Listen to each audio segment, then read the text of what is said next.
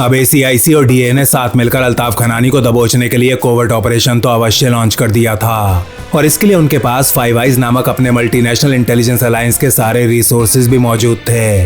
लेकिन अब उनकी सबसे बड़ी समस्या ये थी कि खनानी के नेटवर्क को अप्रोच कैसे किया जाए। इसके लिए उन्हें किसी ऐसे कॉन्टेक्ट की आवश्यकता थी जो खनानी से उनका परिचय करा सके।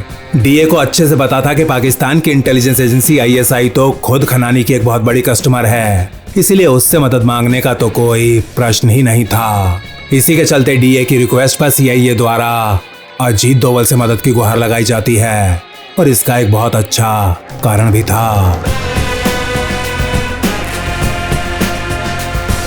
खनानी और कालिया इंटरनेशनल के ऑपरेशंस दो प्रमुख हिस्सों में बटे हुए थे, एक इंटरनेशनल और दूसरा India centric operations. International operations की पूरी जिम्मेदारी अल्ताफ खनानी के हाथों में थी और वो साउथ अमेरिकन ड्रग कार्टेल से लेकर हिजबुल्लाह, हमास और हुती बागियों जैसे अंतर्राष्ट्रीय क्लाइंट्स के साथ डील किया करता था। वहीं उसके छोटे भाई जावेद के पास केवल भारत से जुड़े ऑपरेशंस की जिम्मेदारी थी।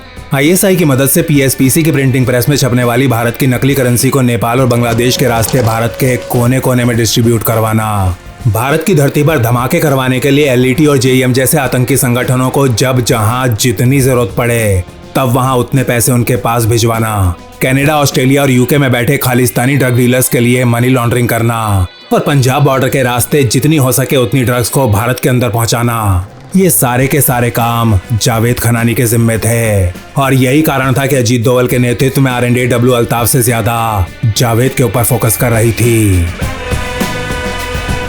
CIA को भी इस बात की जानकारी थी कि अजीत डोवल और R&AW पिछले कई सालों से खनानी और कालिया इंटरनेशनल को ट्रैक कर रहे हैं और अल्ताफ खनानी को नीचे गिराने में वो उनकी सहायता भी अवश्य करेंगे।